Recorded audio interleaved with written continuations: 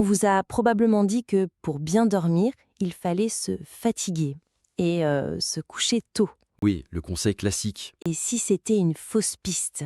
Et si le secret d'un sommeil vraiment réparateur, ce n'était pas de forcer le repos, mais plutôt de le laisser venir à soi? En créant les bonnes conditions bien avant d'aller au lit, c'est exactement ça. Parce que le vrai problème, ce n'est souvent pas le sommeil lui-même, mais cet état d'hypervigilance dans lequel notre vie moderne nous plonge. Un état qui est par définition incompatible avec le lâcher-prise nécessaire pour s'endormir. D'ici la fin de notre discussion, vous comprendrez comment passer de cette lutte pour le sommeil à une approche beaucoup plus douce, une approche qui prépare votre corps et votre esprit à un atterrissage nocturne réussi. Bienvenue dans notre échange. Aujourd'hui, on se penche sur un sujet fascinant, le sommeil, mais sous un angle qui croise les neurosciences, la psychologie et même certaines sagesses anciennes. Au cours des prochaines minutes, on va explorer ensemble 3 axes majeurs. Premièrement, on verra pourquoi l'environnement et les rituels sont en quelque sorte la piste d'atterrissage indispensable à votre sommeil. Ensuite, on analysera comment désactiver le mode alerte de votre cerveau. On parlera d'approche psychocorporelle. Et enfin, on se penchera sur ce qu'on pourrait appeler le pilier manquant de la santé du sommeil. C'est une fonction biologique toute simple mais qu'on a un peu oubliée. C'est ça. Et juste un rappel important avant de commencer, notre discussion est à but éducatif. Oui, elle ne remplace en aucun cas un avis médical professionnel. Pour tout problème de santé, consultez toujours un médecin. Voilà. Alors, on commence par cette piste d'atterrissage. Allons-y. La première grande idée, c'est que le sommeil de qualité, ça ne s'improvise pas. Jamais. Non, ça se prépare. Et de manière assez active dès le matin en fait. C'est ça qui est contre-intuitif. Pourquoi si tôt? Parce que notre horloge biologique interne, le fameux rythme circadien, elle a besoin de signaux, des signaux très clairs pour savoir quand il est temps de s'éveiller et surtout quand il est temps de ralentir. Et le signal le plus puissant, c'est la lumière, n'est-ce pas? C'est le chef d'orchestre, absolument. S'exposer à la lumière naturelle le matin, même 15 minutes, ça calibre l'horloge pour toute la journée. C'est comme le bouton de démarrage de notre journée biologique. C'est une excellente analogie. Et à l'inverse, la lumière bleue des écrans le soir. C'est comme si on appuyait sur ce même bouton de démarrage alors qu'on essaye désespérément d'éteindre la machine. Exactement. Le cerveau reçoit un signal d'éveil et il bloque la production de mélatonine, l'hormone du sommeil. C'est aussi simple et aussi mécanique que ça. Donc premier point, la lumière. Et le deuxième, c'est la régularité, j'imagine. La régularité est reine. C'est la règle d'or. Se lever et se coucher à des heures fixes, même le week-end. Ah, le fameux jet lag social. Se décaler le week-end et payer la note le lundi matin. C'est aussi nocif pour l'horloge interne qu'un voyage Paris-New York. On sous-estime vraiment son impact. Il faut essayer de respecter son chronotype aussi. C'est-à-dire si on est du matin ou du soir. Oui, lutter contre sa nature profonde, c'est une source de dette de sommeil quasi assurée. D'accord.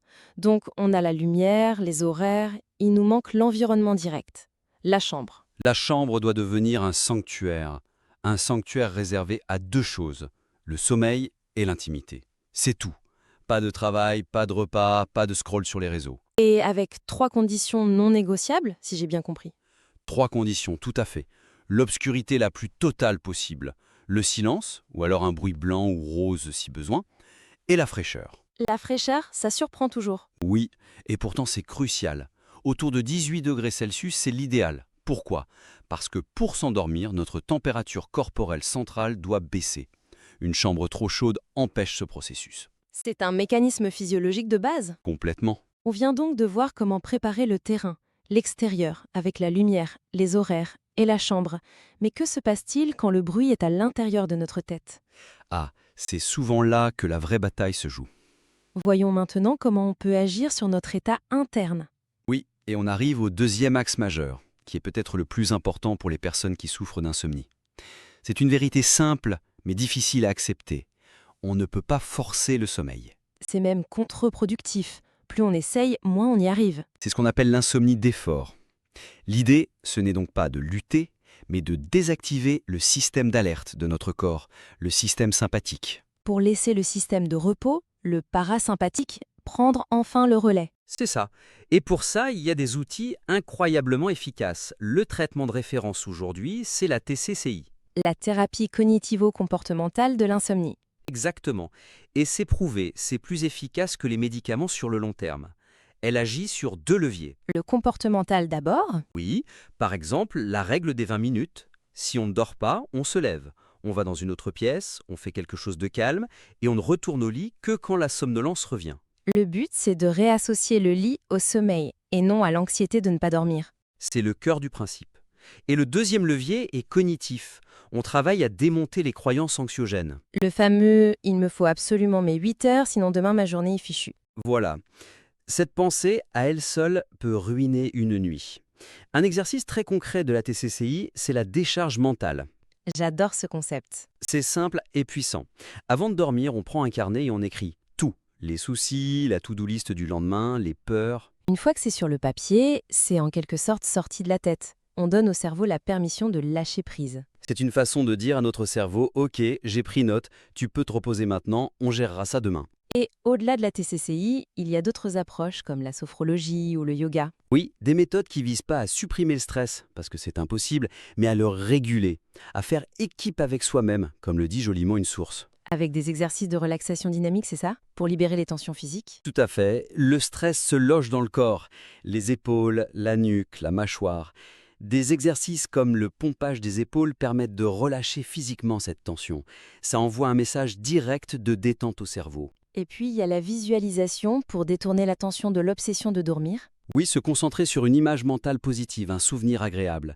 C'est une technique simple pour casser la boucle de l'anxiété. À l'opposé de ces approches douces, il y a les somnifères. Les sources que nous avons consultées sont très critiques. Et à juste titre.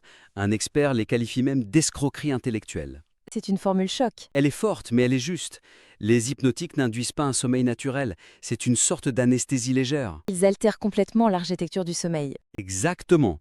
Moins de sommeil profond, moins de sommeil paradoxal. Sans parler de la dépendance et des risques pour la santé sur le long terme. Donc si on résume, après avoir préparé l'environnement, la deuxième étape, c'est de préparer son état interne, en calmant l'esprit et le corps. Et surtout en abandonnant l'idée de se battre. Maintenant, explorons une approche encore plus fondamentale, un mécanisme physiologique qu'on utilise à chaque seconde, mais qu'on a peut-être oublié de bien utiliser. Et on arrive à notre troisième point, qui est peut-être l'idée la plus surprenante, et je pèse mes mots, la plus puissante de toutes. Le pilier manquant. C'est ça. L'idée que la façon dont nous respirons, surtout la nuit, pourrait être la cause principale de bien des troubles du sommeil. C'est énorme comme affirmation. Ça l'est. Le principe d'une simplicité biblique. Le nez est fait pour respirer, la bouche est fait pour manger. Point. Et on fait souvent l'inverse. Très souvent. Or, la respiration nasale, c'est un bijou de technologie. Elle filtre l'air, elle le réchauffe, elle l'humidifie et surtout, elle multiplie par 6 la production d'oxyde nitrique. L'oxyde nitrique, cette molécule qui aide les vaisseaux sanguins à se dilater. Exactement, ce qui augmente l'absorption d'oxygène par le corps de près de 18%. C'est colossal. 18%. Oui, et ce n'est pas tout. La narine gauche est liée à notre système de relaxation, le parasympathique. La droite à notre système d'éveil. Le nez est un véritable panneau de contrôle de notre système nerveux. Et donc, à l'inverse, respirer par la bouche la nuit, c'est une mauvaise idée. C'est une source de pathologie. C'est une cause majeure de ronflement et d'apnée du sommeil, car les tissus de la gorge s'affaissent et bloquent le passage de l'air. D'où les micro-réveils dont on ne se souvient même pas, mais qui nous laissent épuisés le matin. Précisément. Et ça provoque aussi une déshydratation massive. On perd 40% d'eau en plus en respirant par la bouche. Ce qui explique pourquoi on se réveille pour boire ou pour aller aux toilettes. Tout est lié. Il y a une expérience fascinante menée à Stanford.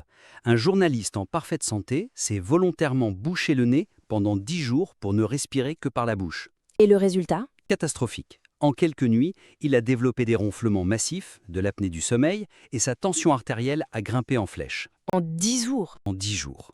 Ça montre à quel point ce simple changement est délétère.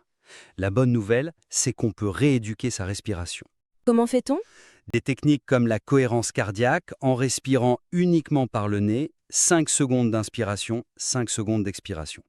Ça calme le système nerveux de manière quasi instantanée. Et pour la nuit, il y a cette fameuse méthode du mouth taping?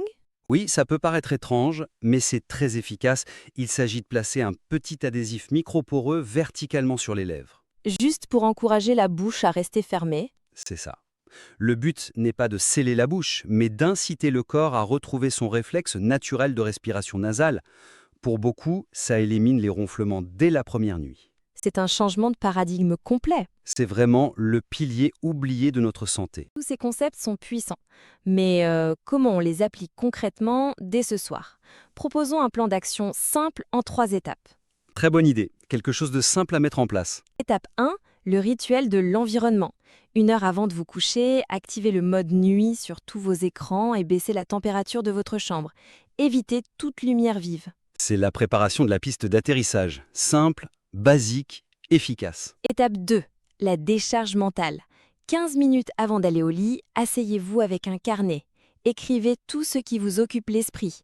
Une fois sur le papier, c'est sorti de votre tête. C'est le nettoyage du cockpit mental. On vide les alertes inutiles. Et enfin, étape 3, une fois au lit, la respiration consciente. Fermez la bouche et prenez 10 longues, très lentes respirations uniquement par le nez. Sentez le ventre qui se gonfle à l'inspire, qui se dégonfle à l'expire. C'est tout.